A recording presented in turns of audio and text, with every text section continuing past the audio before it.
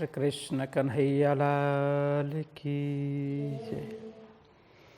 आनंद कंदम प्रभुदेव चंद्रम व्रजेशरूपेण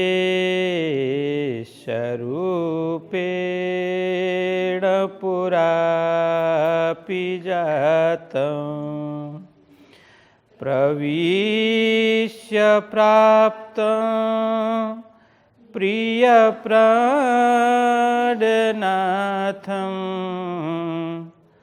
परेश पूर्णं सततं नमामि। ब्रह्मा प्रिया जागरणाय जात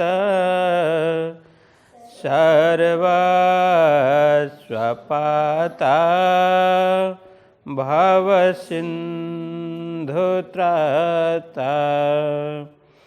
विज्ञानदाता निज धर्मधाता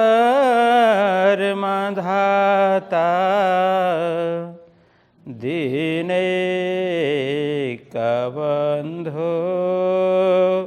शरणं प्रपद्ये दीनैकबन्धो शरणं प्रपद्ये।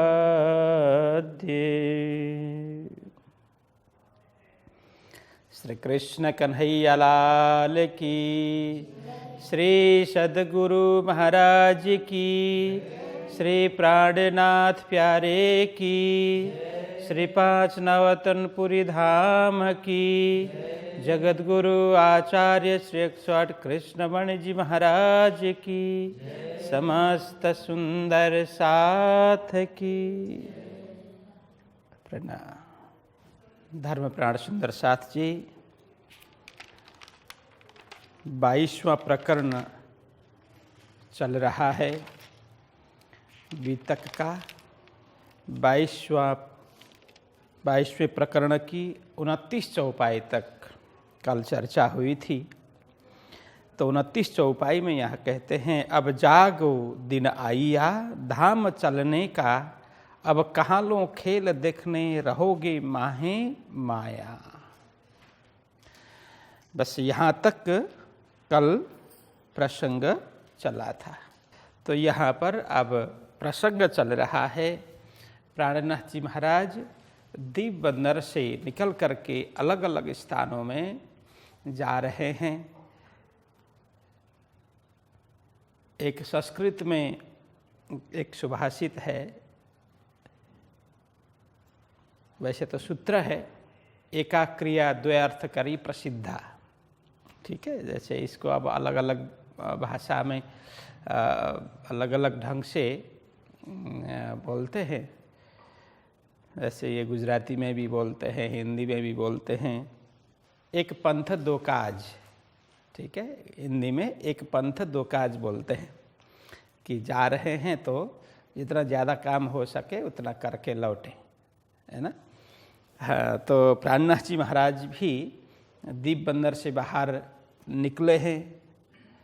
विशेष करके क्या था, उनके मन में जागरणी करने का भाव था। सर्वत्र सद्गुरु जी द्वारा प्रदत्त ज्ञान, तारतम ज्ञान फैलाना, सोए हुए जीवों को, सोई हुई आत्माओं को जगाना, यह उनका परम लक्ष्य है। तो उसमें एक दूसरा कारण बना। तो अरबी लुटेरों ने दीप में छापा मार करके बायजूराज महारानी सहित अनेक महिलाओं को, बालकों को, वृद्धों को अपहरण करके ले गए। तो कहाँ ले गए इस बात का कोई अभी बात की जानकारी नहीं है। इसीलिए प्राणनाथ जी महाराज दीप बंदर से निकल करके तो अलग अलग स्थान होते हुए वहाँ से निकलते हैं। जैसे नवी बंदर, पोरबंदर, पाटन, अलग अलग स्थानों में पहुँचे हैं। तो वहाँ फिर अंतिम में मंडई बंदर, जिसको मांडवी बंदर बोलते हैं। ये मजल भी याद रखना होता है। मांडवी बंदर जो कच्छ में है, मंडई पहले मंडई बोलते थे, अभी उसको मांडवी बंदर बोलते हैं। तो वहाँ पर प्राणनाथ जी महाराज पहुँचे। वहाँ अनेक सुंदर साथ मिलते हैं और उनको जागृत करते हैं। अलग अलग लोगों को किस तरह से जगाना है, किस तरह से समझाना है। किसी को खंडनी करके समझाते हैं, किसी को प्रेम से समझाते हैं, किसी को कोई आख्यान सुना करके, किसी को कोई कथा सुना करके। तो जिस तरह से, जिसका स्वभाव जिस तरह से है, उसको उसी तरह से समझा करके प्राणनाथ जी महाराज उसको खबरदार कर रहे हैं, मतलब जीवता कर रहे हैं, जागृत कर रहे हैं। ये संपूर्ण कार्य जागृत करने के लिए है।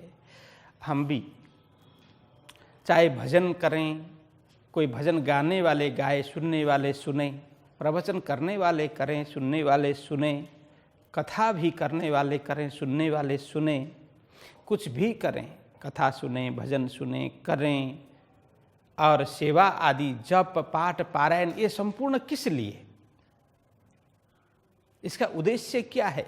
मात्र कर देने के लिए नहीं, इसका उद्देश्य है जागृति आए, कि हम समझ जाएं कि सत्य क्या है, असत्य क्या है, आत्मा क्या है, परमात्मा क्या है, ये संसार क्या है, भरतार क्या है, ये आदि समझ आए अपने जीवन में।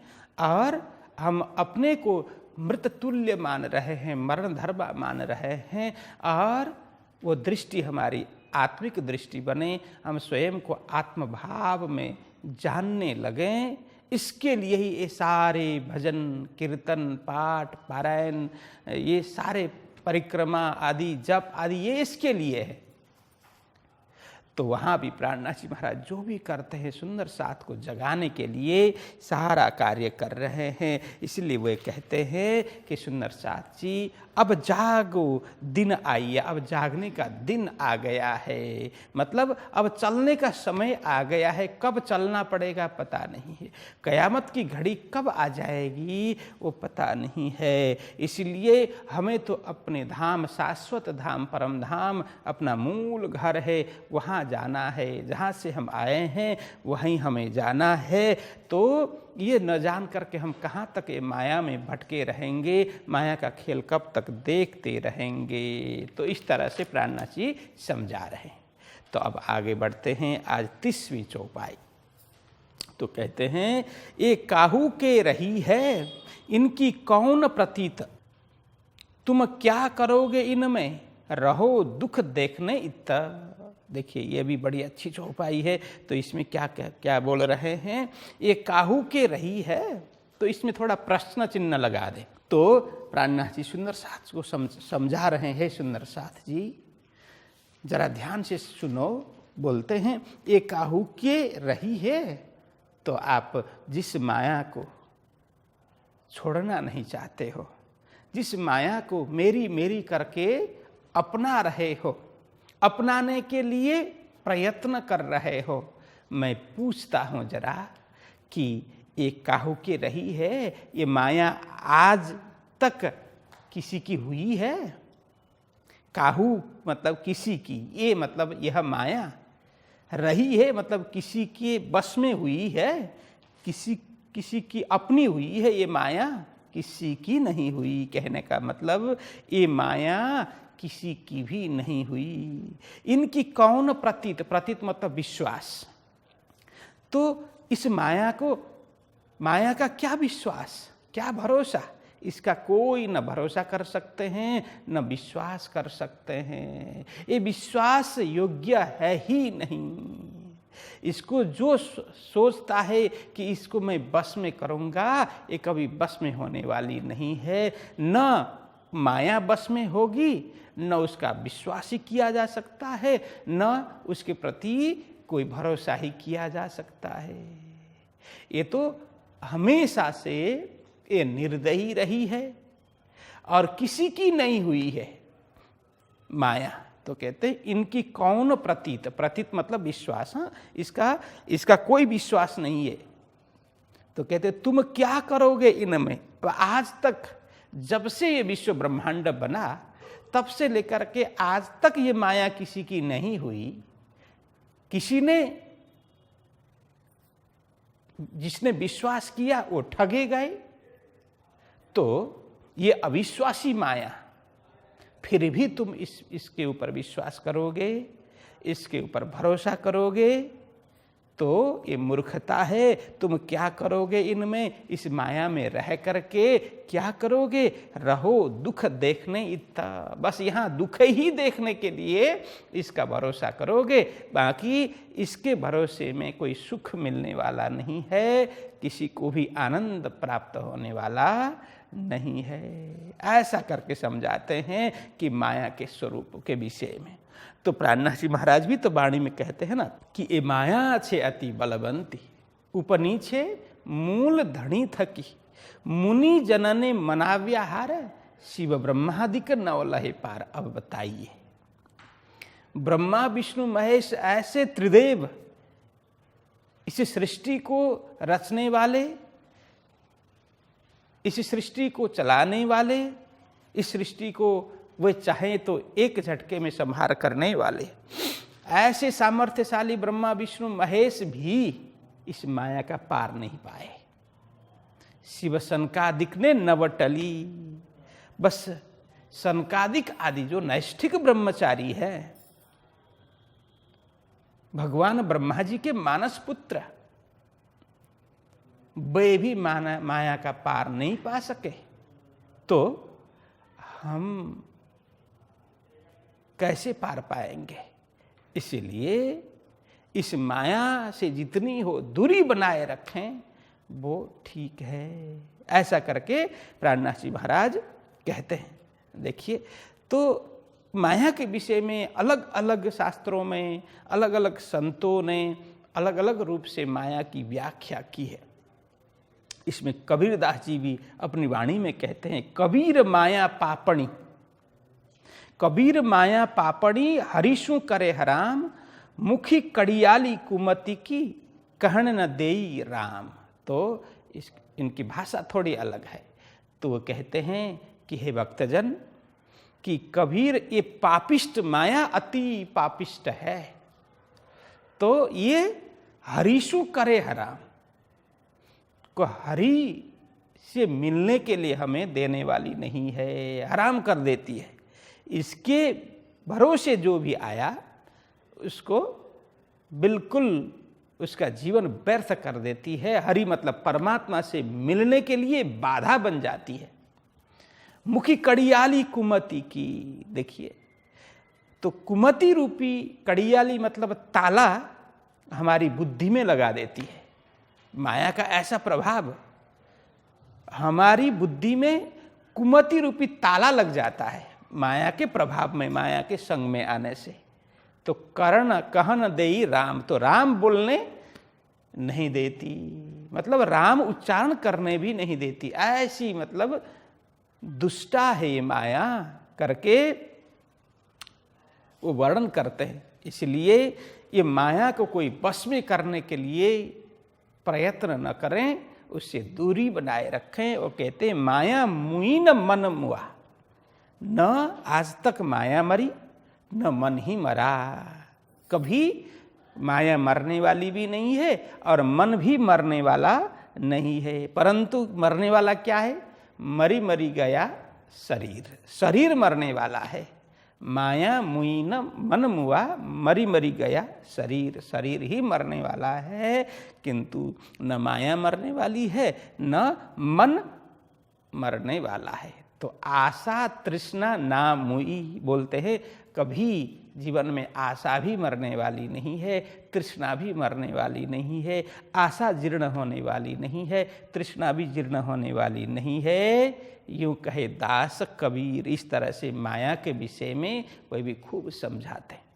तो प्राणनाथ जी महाराज सबको इस तरह से प्रबोध कर रहे हैं कि माया के फंदे में मत पड़ो। ये देखिए, माया के बस में हम स्वयं वशीभूत हो जाते हैं। माया दौड़ दौड़ कर आकर के पकड़ती है, ऐसी बात नहीं है, लेकिन हम ही जाकर के माया से, पहले चौपाई में आया था ना, माया से हम आलिंगन करते हैं, बस माया के गोद में जाकर के बैठ जाते हैं। तो इसीलिए फंस जाते हैं। तो यहाँ इसलिए कहा ये माया किसी की हुई नहीं है, तो हम भी इसको अपनाने का प्रयत्न ना करें। कहने का मतलब ये। तो आगे कहते हैं तुम तो चतुर प्रवीण हो, है तुम्हारा तन धाम, तिनको भूल के माया में करो कुफर का काम। तो कहते हैं सुंदर साथ जी, तुम तो चतुर प्रवीण हो। चतुर मतलब होशियार, अतिशय जो होशियार व्यक्ति है ना उसको चतुर बोलते हैं।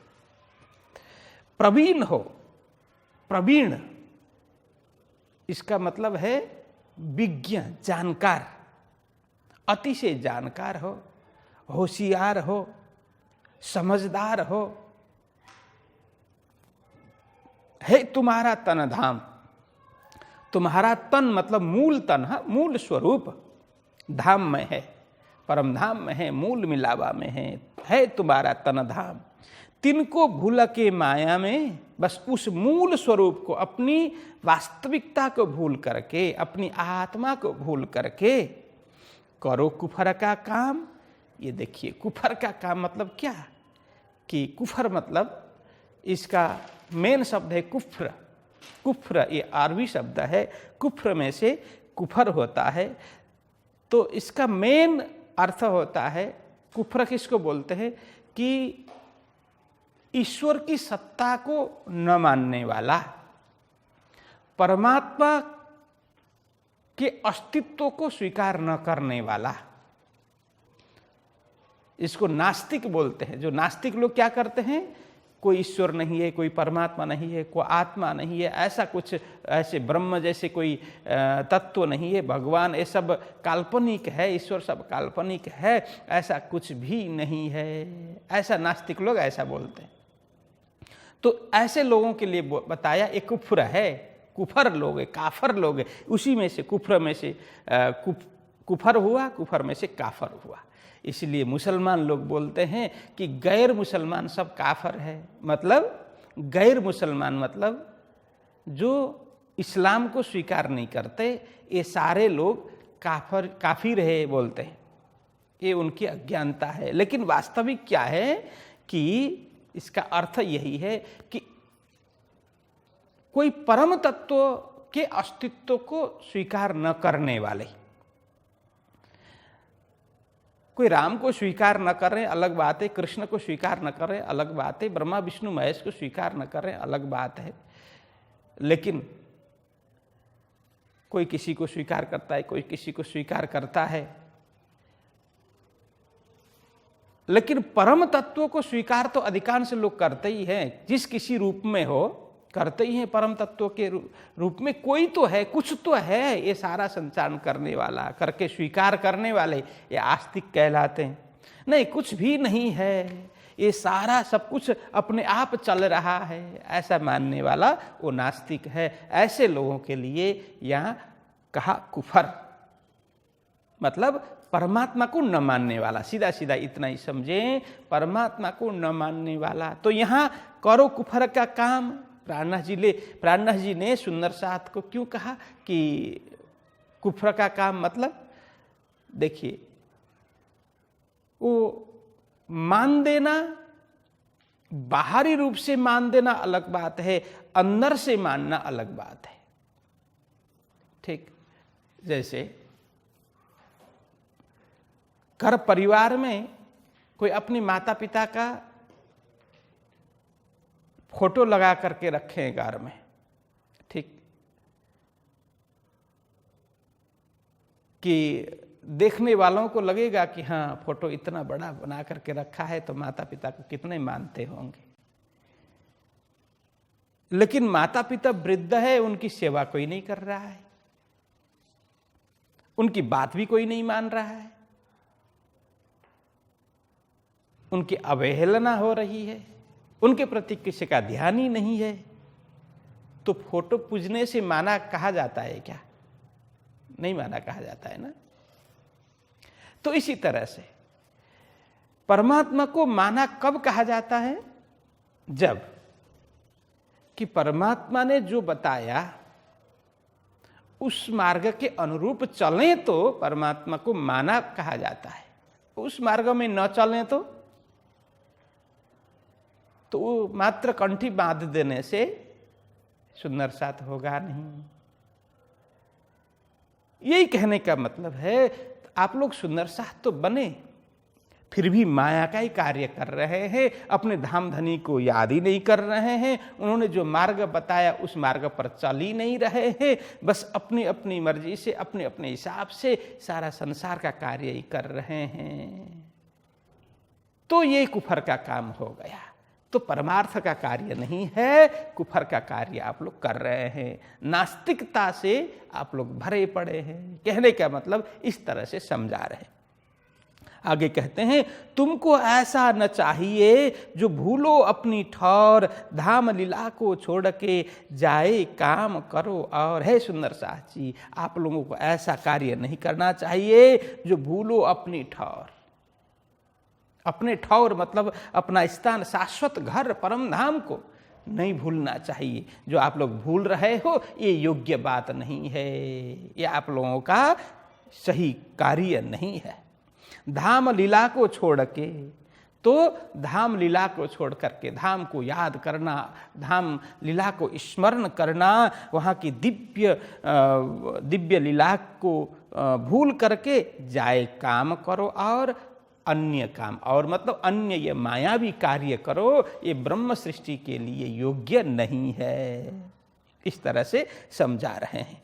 तो ये चौपाई भी टिक करना, तुमको ऐसा न चाहिए जो भूलो अपनी ठौर, धाम लीला को छोड़ के जाए काम करो और। ये चौपाई भी टिक कर लेना। तो यहाँ दूसरी चौपाई है, तुम देखो ओ घर अपना, हमको क्या बताया श्रीराज, हम खड़े कौन भूमि में, हम आए थे कौन काज। इसको भी टिक करना। 32 और 33, तुम देखो ओ घर अपना। है सुंदर साथ जी, आप लोग वह घर देख लो। कौन सा? हमको क्या बताया श्रीराज, जो हम जहां से आए वो शाश्वत घर की ओर दृष्टि करो। देखो मतलब उस ओर ध्यान दो, उस ओर दृष्टि करो। हमको क्या बताया श्रीराज, बस हमको श्रीराज जी ने क्या कहा था।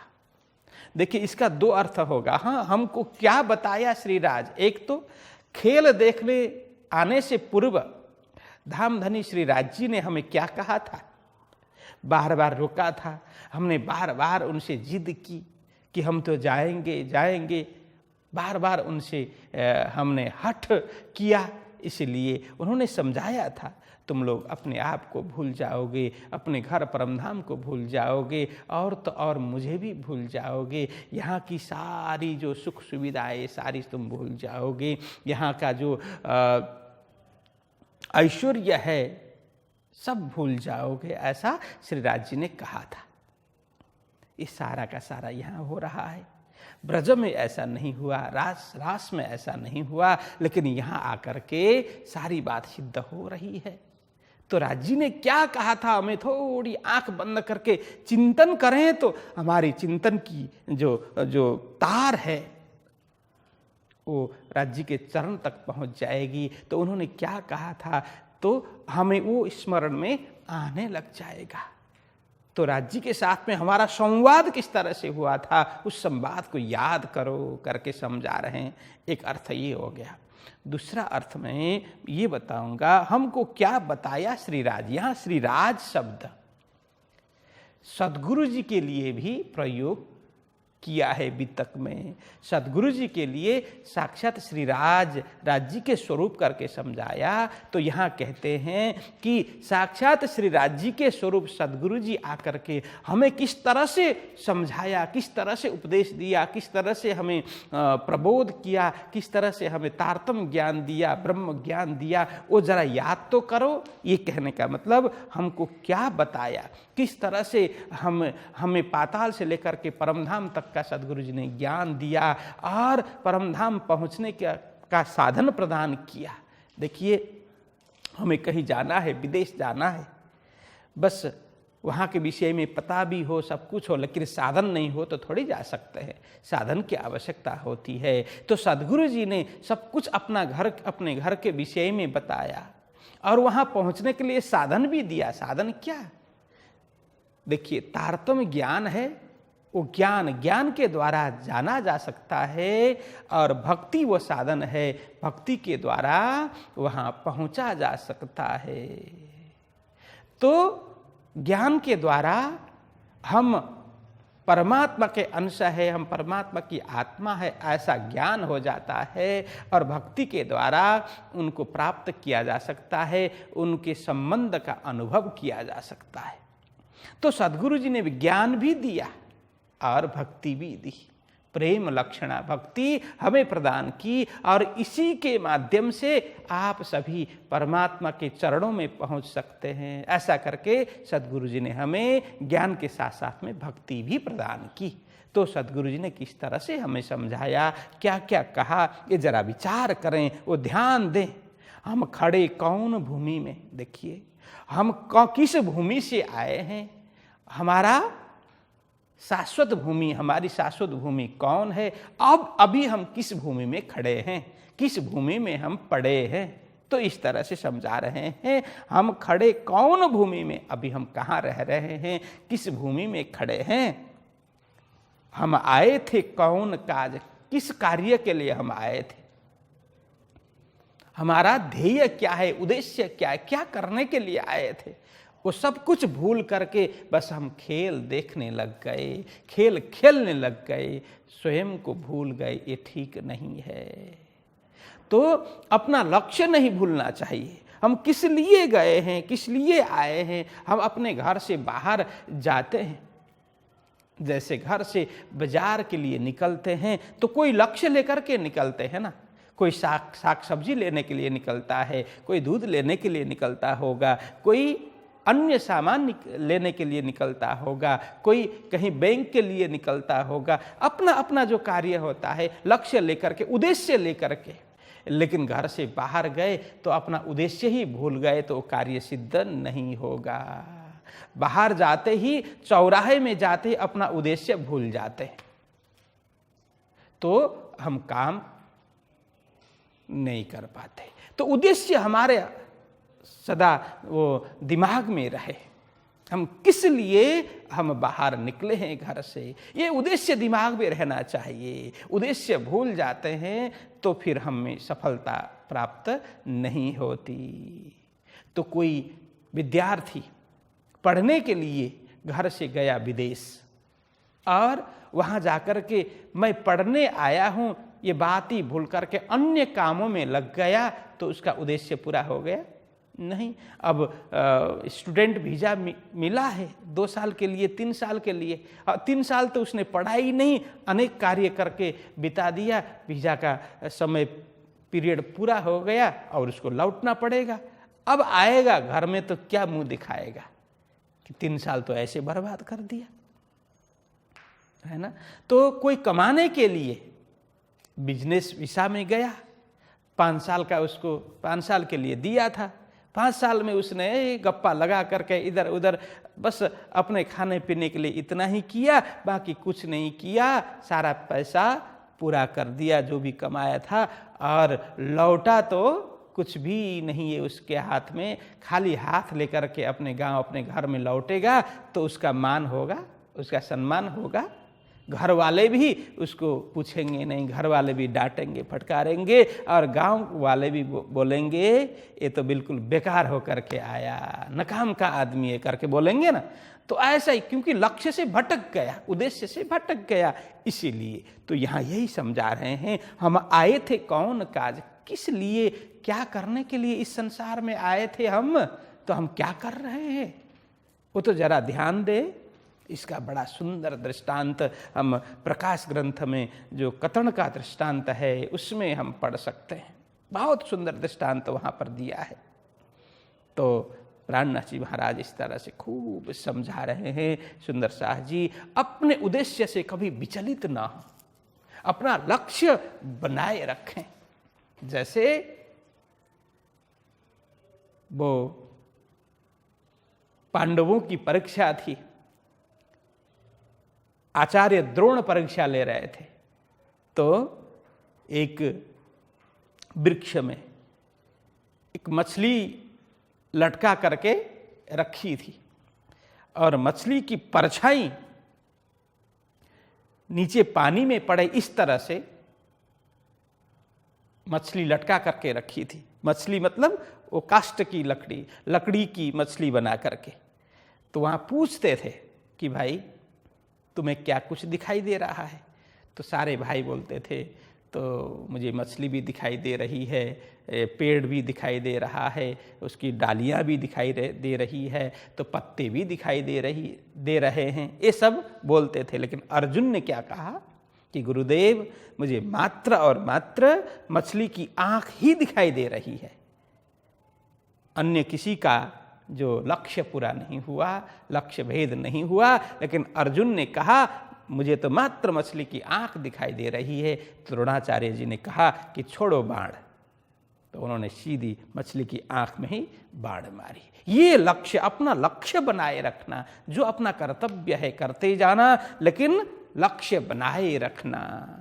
संसार के कार्य तो करने ही पड़ते हैं, सभी व्यक्ति सभी के ऊपर कुछ न कुछ जिम्मेदारी होती है ना। तो अन्य काम भी करने पड़ते हैं, छोटे बड़े काम होते ही रहते, करने पड़ते हैं, लेकिन अपना मूल कार्य है उससे हमें विचलित नहीं होना चाहिए। मूल लक्ष्य है, उससे भटकना नहीं चाहिए। तो यहाँ कहते हैं हम आए थे कौन काज, किस कार्य के लिए, क्या करने के लिए, किस उद्देश्य से हम आए थे, वो जरा ध्यान दे, उससे विचलित ना हो, उससे भटके ना, उस पथ से च्युत ना हो। तो इस तरह से समझा रहे हैं। वहां एक दिन रह के किए जीवते सब, चर्चा कर समझाए के कपाइए आए तब। प्राणनाथ जी महाराज वहां मतलब कहाँ, कौन बता पाएगा? हाँ, मांडवी, अभी मांडवी का प्रसंग चल रहा है ना, मांडवी बंदर। तो वहां पर एक दिन रह के किए जीवते सब, वहां पर जितने लोग मिले थे, जो सुंदर साथ पहले के थे, पुराने सुंदर साथ, फिर उनको जागृत किया, पुनस्मृति दिलाई, सबको जागृत किया। किए जीवते सब मतलब जीवित किया। अब सब मरे थोड़े थे, लेकिन मैंने कल ही बोला जो स्वयं को न जानना वो मरना समान है, मृत तुल्य है। इसलिए सबको अब स्वयं का ज्ञान हो गया। प्राणनाथ जी महाराज के संग से, सत्संग से, उनके द्वारा प्रवाहित ब्रह्म ज्ञान से और सद्गुरु जी के ज्ञान से स्वयं को जानने लग गए। सुंदर साथ जी चिंतन करने लग गए। चर्चा कर समझाए के कपाइए आए तब, सबको बैठा करके चर्चा करके, चर्चा क्या कि ब्रह्म ज्ञान की चर्चा सबको सुना करके, फिर सबको समझा करके कपाइए आए तब। कपाया आज भी है, कपाया बंदर, हाँ कपाया बोलते हैं। इस वितक में कपाइए लिखा है, लेकिन अभी इसका नाम है कपाया। कपाया बंदर तब पहुंच जाते हैं। तो वहां पर कौन है? तो हरवंश ठाकुर तहां रहे, अपने कबीले समेत तहां आए, बासा किया जान धाम का खेस। तो वहां कहते हैं हरवंश ठाकुर। कौन है हरवंश ठाकुर? हाँ, प्राणनाथ जी के बड़े भाई, जो सबसे बड़े हैं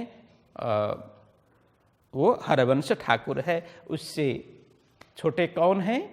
सामलिया ठाकुर, जिसको सामल जी भाई बोलते हैं। उससे छोटे कौन हैं? गोवर्धन भाई है। उससे छोटे श्री मेहराज ठाकुर, और उससे छोटे कौन हैं? उद्धव ठाकुर। ये 5 भाई में सबसे बड़े भाई है हरवंश ठाकुर। तो वहां रहते थे। तो हरवंश ठाकुर तहां रहे, अपने कबीले समेत, कबीले मतलब परिवार, अपने परिवार के साथ में वहां रहते थे। तहां आए, बासा किया, बासा मतलब निवास, वहां आकर के निवास करते हैं। जान धाम का खेस।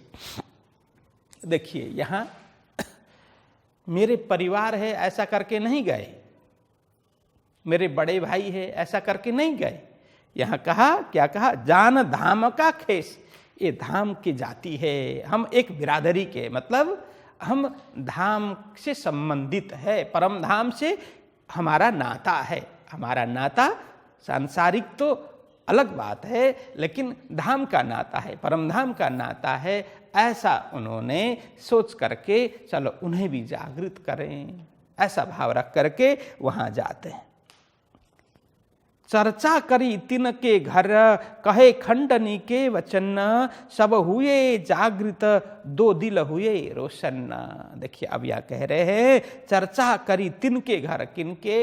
हरवंश ठाकुर के घर में बैठ करके अब चर्चा शुभारंभ किया। प्राणनाथ जी महाराज जब भी, जहाँ भी, जिस हाल में हो, जिस परिवेश में हो, जिस देश में हो, कहीं भी जाएं, बस जाते ही चर्चा शुभारंभ करते। उनको लगता एक पल भी व्यर्थ न जाए, एक पल, एक एक पल का वहाँ पर एक एक पल सार्थक हो, सदुपयोग हो, ऐसा वह सोचते। वहाँ जाकर के भी चर्चा शुभारंभ कर देते हैं। कहे खंडनी के वचन, देखिए अपने बड़े भाई, उनके ऊपर भी वो खंडनी शुरू कर देते हैं। वो कहते हैं कि आपने सदगुरु जी के दर्शन किए, सदगुरु जी से ज्ञान लिया, सब कुछ हुआ, फिर भी आकर के माया में गर्क होकर के आप इस तरह से मायावी जीव की तरह रहनी अपनी है, अपना व्यवहार ऐसे माया के जीव की तरह करो, ये योग्य बात नहीं है। वो खंडनी करके समझाने लग गए। सबे हुए जागृत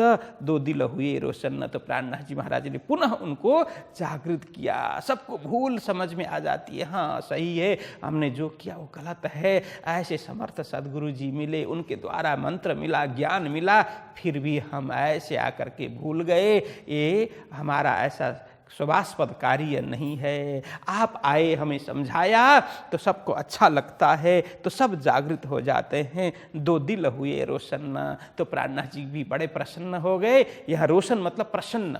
यहाँ प्राणनाथ जी भी खूब प्रसन्न हो गए और हरवंश ठाकुर भी खूब प्रसन्न हो गए। दोनों भाई का हृदय यहाँ अतिशय प्रसन्न, आनंदित हो जाता है, क्योंकि जागृत होने के बाद सबको आनंद मिलता है। जब तक अज्ञान की स्थिति में हो तब तक हमें दुख कष्ट आदि होते हैं। जब जागृत हो जाते हैं फिर वही आनंद प्रकट हो जाता है। तो वहाँ पर दोनों दिल प्रसन्न। अब प्राणनाथ जी तो पहले से जागृत थे ही, तो उनको क्यों आनंद हुआ? तो उनको तो आनंद होना ही है। तो उनके हृदय में जो आनंद है, उस आनंद का अनुभव हरवंश ठाकुर भी करने लग गए, क्योंकि वे भी जागृत हो गए, उनको भी ज्ञान मिल गया। तो यह कहते हैं, भेजे बिहारी जी के पास, जाए करो दीदार, तुमको ऐसा न चाहिए जो छोड़ो धनी निर्धार। अब देखिए यहाँ प्राणनाथ जी महाराज जहाँ जहाँ जाते हैं, अधिकांश अभी तक सारे सदगुरु जी के ही शिष्य मिल रहे हैं ना। तो हम संत गुरुजन भी कहीं जाते हैं तो कहाँ जाते हैं? जहाँ जहाँ सुंदर साथ होते हैं वहाँ जाते हैं। एक संपर्क बनता है, एक माध्यम होता है, जागनी का माध्यम है, सत्संग का माध्यम है। जो अपरिचित स्थानों में किस तरह से कौन पहचानेगा, किस तरह से शुभारंभ करेंगे।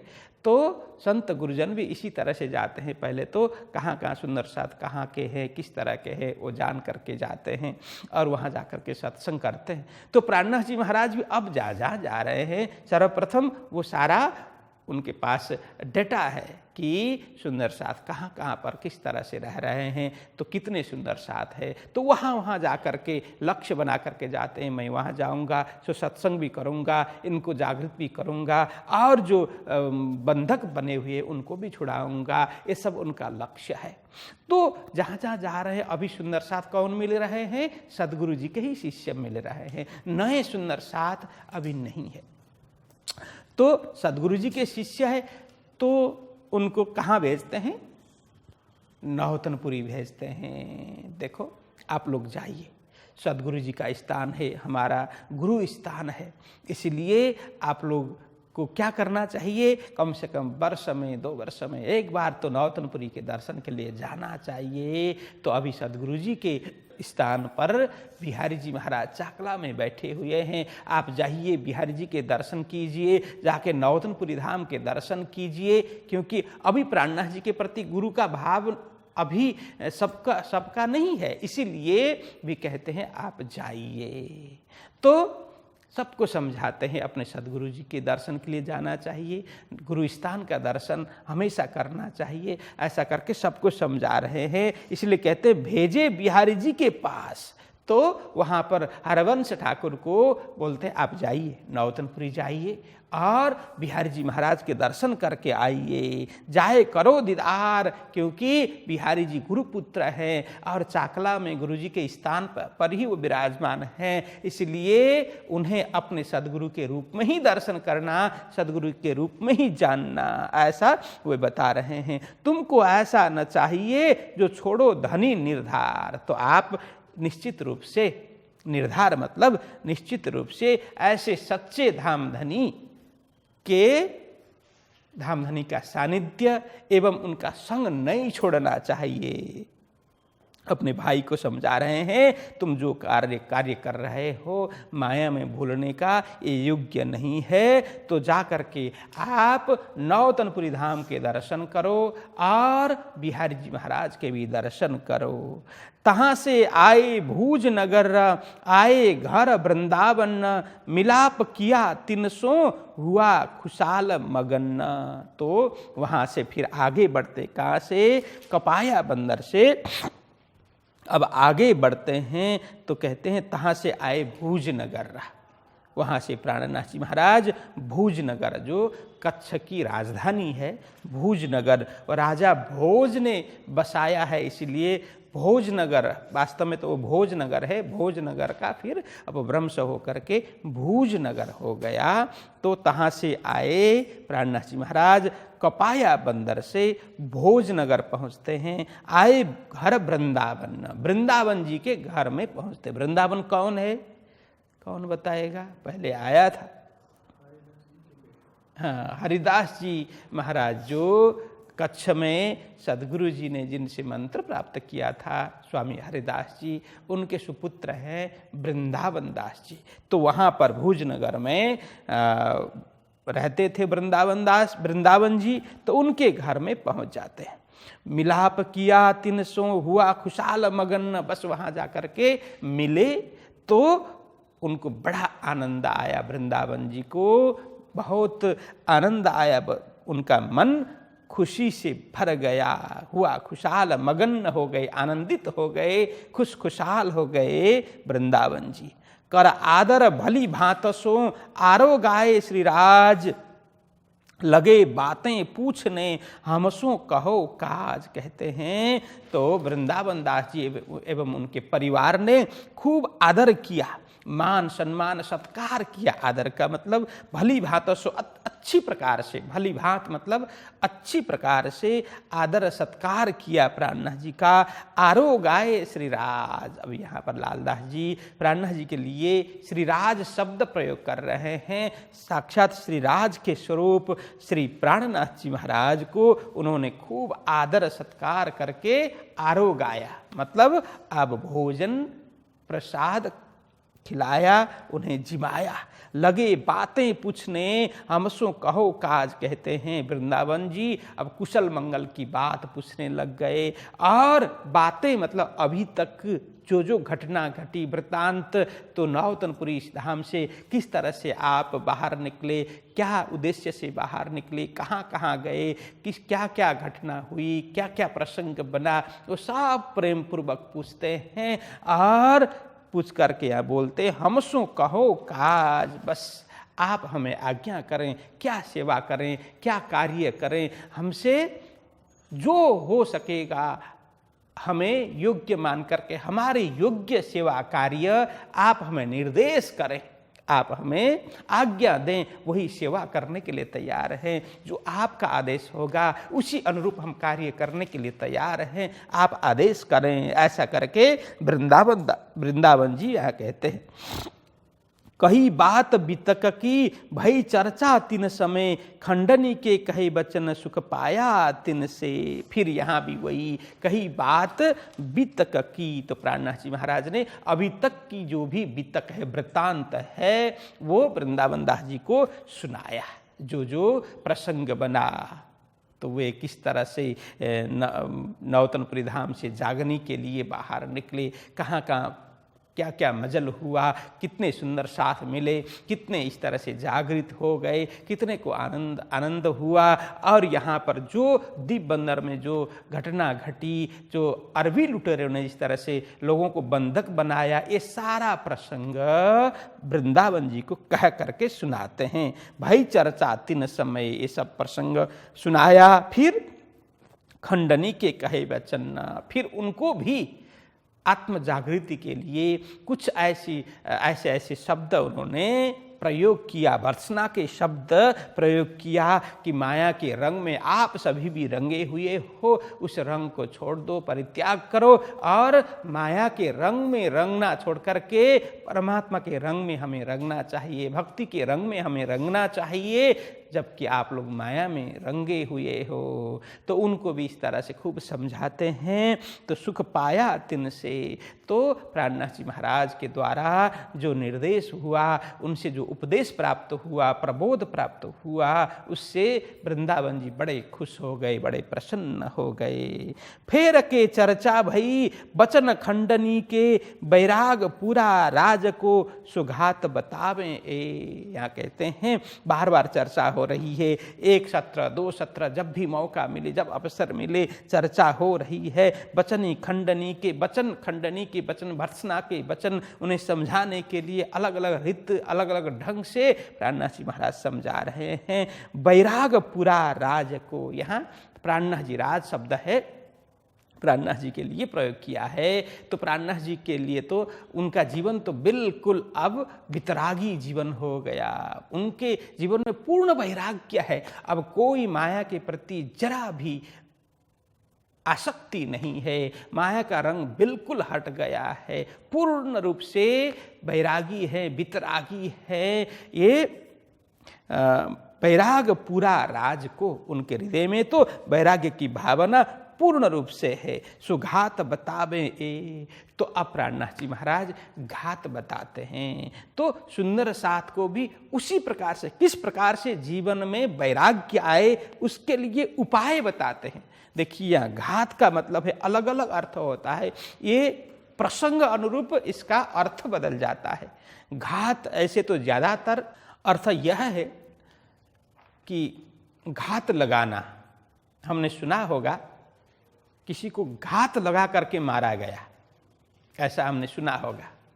और ये भी सुना होगा उसने घात किया, ऐसा भी सुना होगा। इसके लिए ही ये शब्द प्रयोग होता है। तो ये घात शब्द क्या है कि घात क्या है, जैसे हम प्रयोग तो करते हैं, उसने घात लगाया, घात लगा करके मारा, ऐसा करके प्रयोग करते हैं।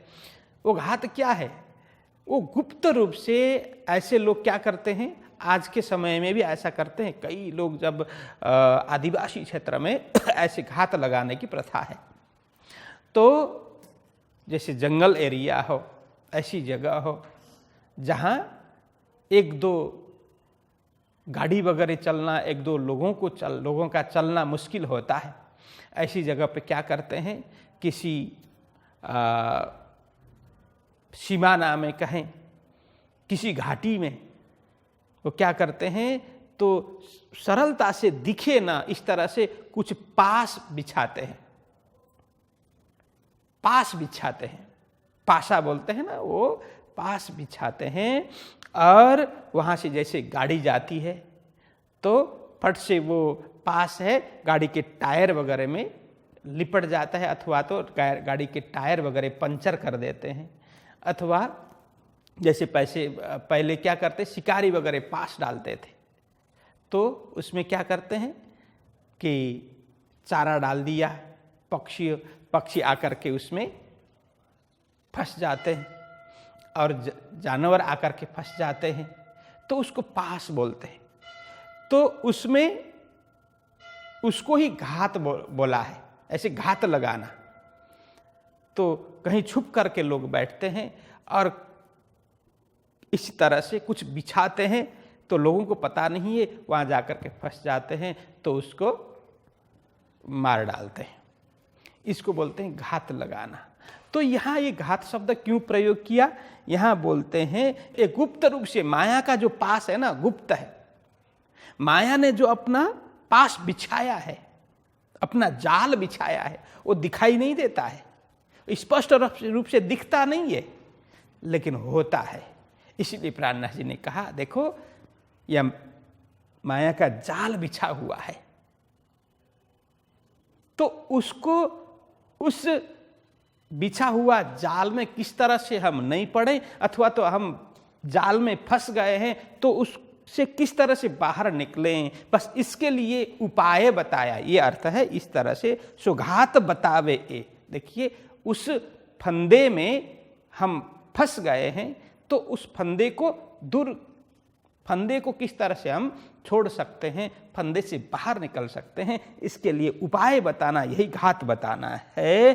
तो सबको मीठी लगी होए चर्चा जो हाल में, मकसूद होवे तिन सो सब सक जावे तिन से। या कहते हैं तो प्राणनाथ जी महाराज की ऐसी चर्चा सुन करके सबको मीठी लगी, सबको बड़ा अच्छा लगा, आनंद का अनुभव हुआ। आनंददायी मधुर चर्चा करते हैं तो सबको आनंद होता है। वह चर्चा जो हाल में, जो भाव विभोर होकर के वो मधोस स्थिति में स्वयं डूब करके जब प्राणनाथ जी महाराज चर्चा करते हैं तो सबको आनंद वहाँ मिल रहा है। मकसूद होवे तिन सो, मकसूद मतलब उद्देश्य, मकसूद बोलते हैं उद्देश्य, आशय अथवा इच्छा कहो अथवा ख्वाहिश कहो, कुछ भी कहो, मकसूद। ठीक है, अब उसी मकसूद से मकसद आज हम प्रयोग करते हैं ना, क्या मकसद है करके। मकसद का मतलब उद्देश्य क्या है, इच्छा क्या है, आशय क्या है, ख्वाहिश क्या है, ये अर्थ है। तो मकसूद होवे तो सबकी इच्छा, सबकी आकांक्षा, जब सबका जो उद्देश्य है वो पूर्ण होता है। प्राणनाथ जी महाराज इस तरह से सबके उद्देश्य पूर्ण कर देते हैं। सब सक जावे तिन सो, जब ब्रह्म ज्ञान मिल गया तो सबका जो अंधकार रूपी जो आशंका है वो सारा मिट जाता है। शक मतलब आशंका, अज्ञान रूपी शंका, आशंका, कुशंका, कुछ भी कहें, ये मिट जाते हैं, सबको आनंद मिलता है। तो कहते हैं जो मलिनता मन की सो सब हुई दूर, बड़ा सुख पाया इन समय करते धाम मजकूर। बस सबके हृदय में जो मल था, मल मतलब गंदगी, कचड़ा है ना, अज्ञानता, वो सब मिट गया। माया रूपी गंदगी कहने का मतलब माया का प्रभाव रूपी गंदगी सबके हृदय में जो पड़ी हुई थी सो सब हुई दूर, बस वो हट गया, छट गया। बड़ा सुख पाया इन समय, बस अब रोग हट गया तो फिर निरोग जैसे ही होते हैं तो सुख ही सुख मिलता है। शरीर में रोग हो तब तक सुख कहाँ, रोग हट गया फिर सुख ही सुख। तो अज्ञान रूपी रोग था, अज्ञान हट गया, अंधकार रूपी रोग था, अंधकार हट गया, तारतम रूपी प्रकाश के कारण से अब सबको आनंद मिलने लगा। करते धाम मजकूर, बस ब्रह्मधाम की चर्चा, मजकूर मतलब चर्चा, बातें जो ब्रह्मधाम की बात करते हैं, परमात्मा की बात करते हैं, गुणानुवाद करते हैं, तो ऐसी चर्चा सुन करके सबको आनंद मिल गया। दिन दो एक रह के फिर नलिए पहुँचे, तहाँ सेती चल के आए ठट्टे नाथे के। तो यहाँ कहते हैं दिन दो एक रह के। देखिए ये भाषा शैली ऐसी है कि दिन दो एक रह के, एक दो दिन रह करके, कहने का मतलब एक दो दिन वहाँ पर रह करके, कहाँ, भोजनगर में एक दो दिन रह करके।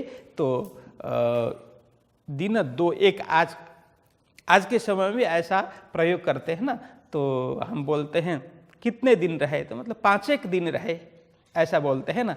तो 5 एक दिन मतलब वो निश्चित नहीं है, 5 ही दिन रहे ऐसा भी निश्चित नहीं है, 4 दिन रहे ऐसा भी नहीं है, 6 दिन रहे ऐसा भी नहीं है, 4 भी हो सकता है, 6 भी हो सकता है, 5 भी हो सकता है। तो इस तरह से एक दो दिन वहाँ रह करके फिर नलिए पहुँचे प्राणनाथ जी महाराज, तहाँ सेती चल के फिर आए ठट्ठे नाथे के। तो यहाँ कहते हैं नाथे के मतलब नाथा जोशी, ये भी पुराने सुंदर साथ है, सदगुरु जी के ही शिष्य है। ऐसे नाथा जोशी जहाँ पर रहते थे वहाँ, उस जगह का नाम है ठट्ठा, वहाँ पर पहुँचे। कहने का मतलब आए ठट्ठे नाथे के, मतलब नाथा के गांव में, नाथा जहाँ रहते हैं उस गांव में प्राणनाथ जी महाराज उस नगर में प्राणनाथ जी महाराज पहुँचे। पूछत घर उनका, इसीलिए यहाँ वो नाथे के कहा, क्योंकि अब अभी तक उनके घर में पहुँचे नहीं है, इसीलिए यहाँ पूछत ठट्ठा नगर में पहुँचे, गांव में पहुँचे तो पूछत घर उनका, नाथासो भया मिलाप, मिलते ही सुख उपजो, मिट गयो सब ताप। तो पूछते हुए वहाँ पहुँचे। अब अभी की तरह से फ़ोन करके पूछने का तो ज़माना था नहीं, तो वहाँ जैसे नगर, हाँ ठट्ठा नगर में नाथा जोशी रहते हैं, इतना ही पता था प्राणनाथ जी को। तो ठट्ठा नगर में जैसे पहुँचे तो वहाँ पर आसपास पूछा कि हमारे हिंदुस्तान से हमारे भाई यहाँ नाथा जोशी यहाँ रहते हैं, तो कहाँ पर रहते हैं, सबको पूछते हुए प्राणनाथ जी महाराज वहाँ गए। तो पूछत घर उनका, नाथासो भया मिला, पूछते हुए जब पहुँचे तो नाथा भाई से इस तरह से मिलना हुआ, मिलाप हुआ। मिलते ही सुख पाइया, मिलते ही बड़ा ही आनंद आया, सुख उपजा दोनों के हृदय में। मिट गयो सब ताप, तो कष्ट मिट गया। तो अभी तक जो कष्ट था, तो अभी देखिए अब यहाँ कष्ट का मतलब, अब नाथा जोशी के विषय में कहें तो अब देश से बाहर रह कर के, विदेश में रह कर के, दूसरे के स्थान में रह कर के वर्षों से कार्य कर रहे हैं, अपने परिवार से मिलना नहीं हो रहा है, अपने भाई भ्राता स्वजन बंधु बांधव से मिलना नहीं हुआ, ये भी कष्ट है। तो प्राणनाथ जी महाराज मिले तो उनका सुख का ठिकाना नहीं रहा, कष्ट जाता रहा, क्योंकि अपने देश से बाहर जाते हैं ना, तो अपने देश के लोग वहाँ मिलते हैं, कहीं के भी मिलते हैं तो अपने देश के लोग हैं, तो बड़ा आनंद होता है। तो वहाँ नाथा जोशी को बड़ा आनंद मिलता है। तो प्राणनाथ जी भी चल करके कहाँ से पहुँचे हैं, तो उनको भी बड़ा आनंद आता है नाथा जोशी से मिल करके। तो बातें लगे पूछने, कौन भाग है हम वहाँ से ती यहाँ लो, धरे मुबारक कदम। अब नाथा भाई पूछने लगे कि गुरुदेव आप आए, धन्य भाग हमारा। पूछने लगे कौन भाग है हम, हमारा कौन सा ऐसा भाग्य उदय हुआ, कौन सा सौभाग्य उदय हुआ, किस पुण्य का ऐसा फल हमें मिला कि आप वहाँ से मतलब कहाँ से, नौतनपुरी धाम से, वहाँ से चल करके यहाँ लो ठट्ठा नगर तक। ठट्ठा नगर कहाँ आता है, अभी वर्तमान पाकिस्तान में आता है ठट्ठा नगर। तो यहाँ से जामनगर से लेकर के ठट्ठा नगर तक आप चल कर के आए, ये हमारे कौन सा भाग उदय हुआ, इसलिए आपके दर्शन हुए। धरे मुबारक कदम, मुबारक मतलब शुभ, मुबारक बोलते हैं शुभ को, कल्याणकारी, पावनकारी, कल्याण प्रदायक कदम। आपके चरण शुभ है, कल्याणकारी है, पावन करने वाले हैं, पवित्र करने वाले हैं। जैसे आज भी बोलते हैं ना, मुबारक हो, मुबारक हो, मतलब इसका मतलब है शुभ हो, शुभ हो, शुभ हो, कल्याण हो। इस भाव से बोलते हैं कि अब आजकल तो बधाई के लिए ये मुबारक शब्द प्रयोग करते हैं। बधाई हो, हम जैसे बधाई बोलते हैं तो ये लोग मुबारक भी बोलते हैं, लेकिन मुबारक का वास्तविक अर्थ होता है शुभ, कल्याणकारी। तो आपके कल्याणकारी शुभ चरण हमारे घर में पड़े, कौन सा भाग्य उदय हुआ मेरे जीवन में, ऐसे करके खूब आनंदित होते हैं नाथा भाई। तो श्री महामती कहे ए साथ जी, दीव से ले ठट्ठे में, अब फेर कहूँ ठट्ठे की हुई बीतक जो हमसे। अब लालदास जी महाराज कहते हैं, सुंदर साथ जी, श्री महामती कहे ए साथ जी, है मेरे प्रिय सुंदर साथ जी, दीव से ले ठट्ठे में, अभी तक का वृत्तांत दीव बंदर से लेकर के मैंने ठट्ठा नगर तक, देखिए जहाँ पोर्ट है, बंदरगाह होता है, उसको बंदर बोलते हैं। जैसे दीव बंदर हो गया, पोर बंदर हो गया, लाठी बंदर हो गया, नवी बंदर हो गया। जहाँ समुद्र किनारे, समुद्र से घिरा हुआ नगर है, उसको बंदर बोलते हैं। लेकिन जहाँ समुद्र नहीं है वहाँ उसको नगर बोलते हैं। ठीक है, तो यहाँ ठट्ठा नगर वहाँ पहुँचे हैं। तो प्राणनाथ जी महाराज दीव से लेकर के, दीव बंदर से लेकर के ठट्ठा नगर तक की बीतक का वर्णन मैंने किया। अब फेर कहूँ ठट्ठे की, अब ठट्ठा को तो अब स्पर्श, मात्र स्पर्श किया है, वहाँ पहुँचे ही हैं। तो अब मैं पुनः विस्तार पूर्वक क्या करूँगा, ठट्ठा नगर का वृतांत सुनाऊंगा। हुई बीतक जो हमसे, देखिए यहाँ ये समझने का है, हुई बीतक जो हमसे। अभी तक लालदास जी महाराज यह हमसे नहीं लिख रहे थे, अब हमसे क्यों लिख रहे हैं, क्योंकि ठट्ठा नगर में अब स्वयं लालदास जी महाराज मिलते हैं। तो फिर उनसे जो भी वृत्तांत हुआ, इसीलिए यहाँ कहा हुई बीतक जो हमसे। अब हमारा भी भेंट प्राणनाथ जी महाराज से वहाँ होता है। हम दर्शन करेंगे प्राणनाथ जी के, और वो किस तरह से हमें जागृत करते हैं, ये सारा प्रसंग ठट्ठा नगर में फिर अब मैं बताऊंगा। ऐसा करके इस 22 प्रकरण को यहाँ पूर्ण करते हैं। बोलो कृष्ण कन्हैया लाल की, सतगुरु महाराज की, श्री प्राणनाथ प्यारे की। श्री महामती के साथ जी,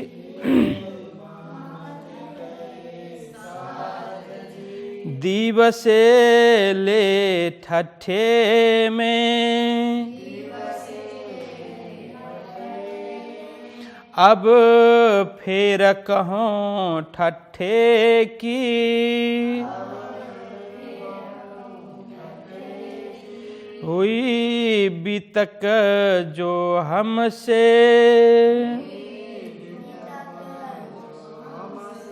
हुई बीतक जो हमसे।